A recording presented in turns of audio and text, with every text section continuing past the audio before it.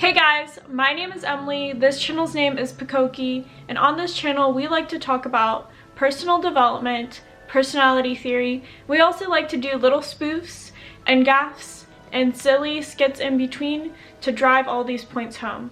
So today we're going to talk about the difference between INTJ and INTP. And you may be wondering which personality type you are. So without further ado, let's get into the video.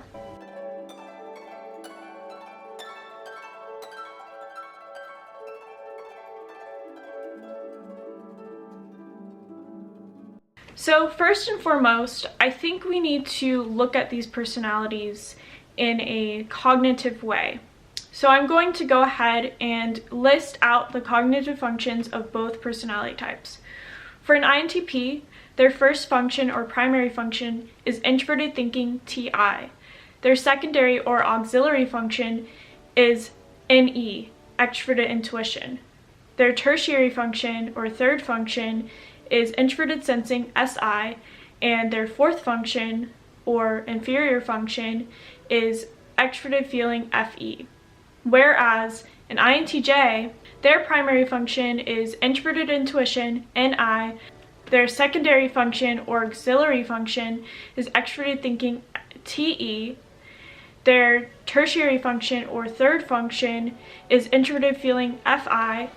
Their last function or inferior function is extroverted sensing, SE. Already, if you look at it on a cognitive basis, these personalities are completely different and they value completely different functions. So why do these personalities get confused? To say it plainly, these personalities do get confused because they are both seen as cold, logical, almost robotic, and unfeeling and unmoving in an emotional realm. Now, this might be true in some instances for both personality types, and they may be seen as robotic or cold to others, but this doesn't really show a well-rounded view of either of these personality types. These personality types, comparing and contrasting them. Now, I could go by both of the primary functions and try to compare those, but I think it's more effective to go ahead and couple the first two functions, the primary function and the auxiliary function, together to more accurately describe the differences between these two personality types. So an INTP leads with introverted thinking, and their secondary function is extroverted intuition, as we discussed before. What this looks like is INTPs have this subjective, qualitative logic in which they are concerned with the logical structure and framework of something. I like to think of an expandable ball. I'll insert a picture if I can find one, where it almost is like a spider web and it expands into something greater than itself. This is what INTPs do when they're looking through the lens of introverted thinking. That, coupled with extroverted intuition, has the expansive quality. Extroverted intuition is expansive and known for finding out all the possibilities available. Extroverted intuition is expansionary in nature, and this isn't necessarily a depth of knowledge rather than an expansion of knowledge. So if we think about the expandable ball, I like to think of extroverted intuition as a holographic paint ball that is pushed on this expansive ball or web, and this extroverted intuition spills out almost like a putty in the gaps of introverted thinking. And why I would consider extroverted intuition holographic is, yes, there are many ways with an INTP, with both the introverted thinking and the extroverted intuition, when it's combined in this structure filled with holographic extroverted intuition, you're able to see the ball in different colors because they're shining in different ways. Whereas the underlying structure is very logical. So an INTP will be very interested in this because, frankly, INTPs, they will find a certain burnout with certain subjects if they find them too easy to understand.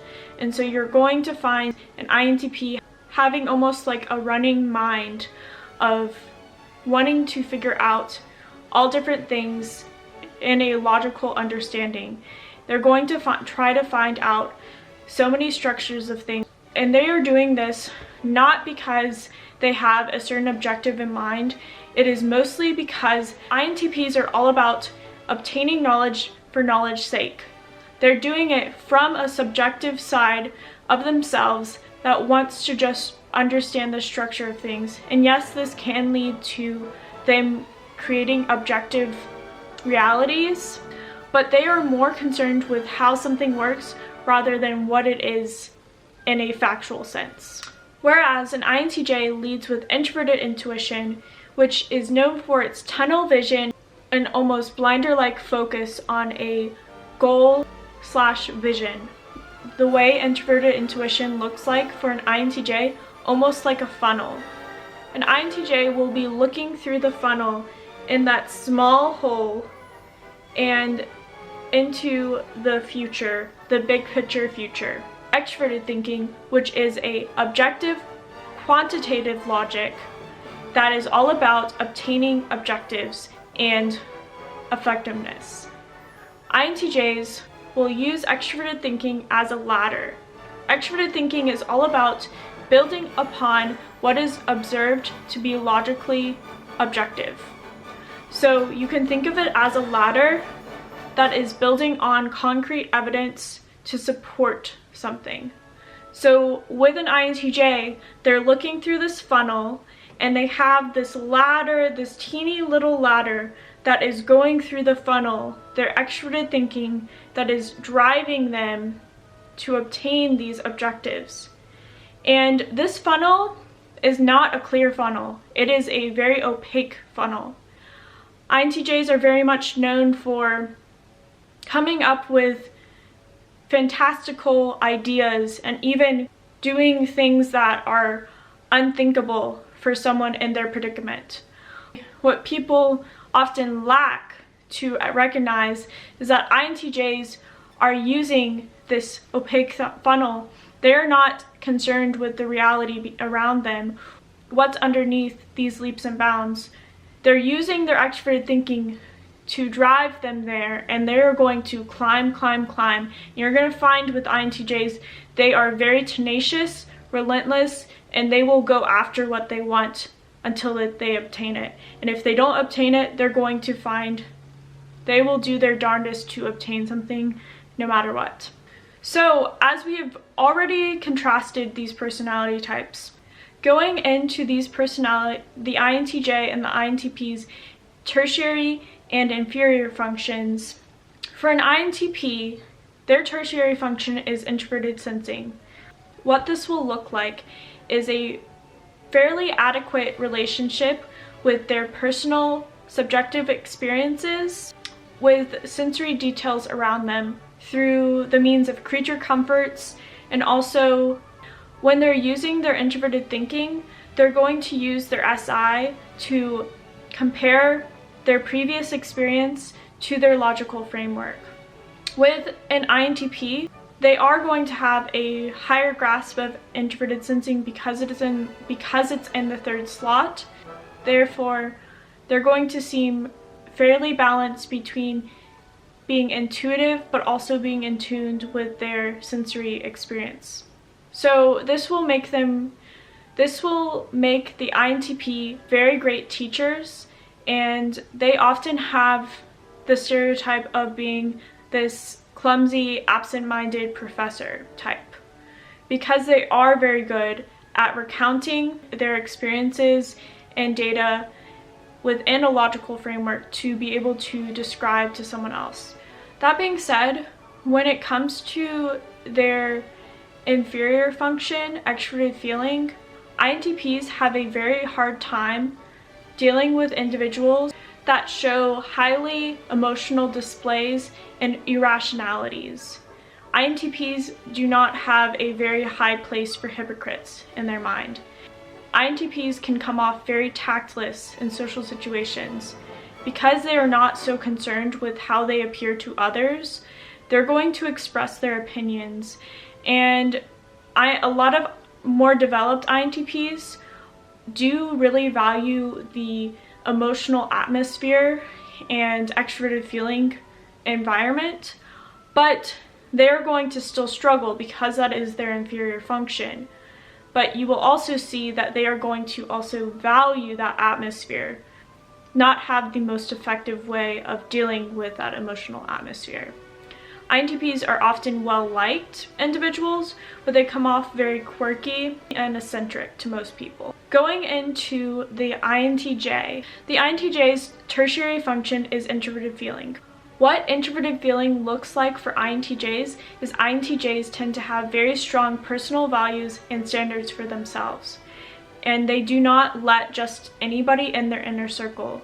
INTJs are extremely selective with who they let in their inner circle. INTJs will come off very cold to most people and extremely logical, and they are very good at controlling their emotions. So when you get close to an INTJ, they start to uncover that outer shell, and inward is a very fiery and warm spirit of introverted feeling. Those who get close to INTJs really understand what it means to have their loyalty. INTJs value the people that are very close to them, and if those people cross them in an extreme way, particularly in a romantic encounter, they're going to have this sense of tenacity and vengeance that is going to come across in their minds logical, but to many irrational. This will be very surprising to most people if they see that side of an INTJ, but again, most people don't. So for most people, they're going to see them as these cool, calm, and collective, mysterious individuals. Extroverted sensing is the inferior function for an INTJ. INTJs are notorious for intentionally and unintentionally neglecting the world around them. Going back to the funnel, the opacity of the funnel represents the intuitive nature of an INTJ. If this funnel was clear, that would be more representative of extroverted sensing. But with an INTJ, they always have this fogged view, but they have access to extroverted sensing in certain instances. And in those instances, you're going to see a side of an INTJ that maybe you haven't seen before, where they are going to almost engulf themselves in the sensory environment. This can lead INTJs to maybe abuse certain substances, experiment with certain activities that they wouldn't necessarily do in their normal life. All of the functions have a duality to them, but particularly with introverted intuition and extroverted sensing, this can seem almost even more extreme. The very stoic, cool, and collective individual of an INTJ goes from being that way to almost being the opposite. This can also lead INTJs to do things that are extreme in nature. Alright guys, this has been the comparison between the INTP and the INTJ. These personalities can seem very similar on the surface, but when you get close to them or even understand them cognitively, their minds work extremely differently. Both personalities are very interesting in a lot of ways, and a lot of personalities admire these personalities because they have a lot to bring to the table cognitively. If you would like me to do another comparison video on personalities, let me know in the comments below. I want to know which personalities you want me to compare next. And if you haven't already, please subscribe and also like this video. I really enjoy making videos like this, and I hope that this was helpful for anybody out there. Thank you so much. Bye.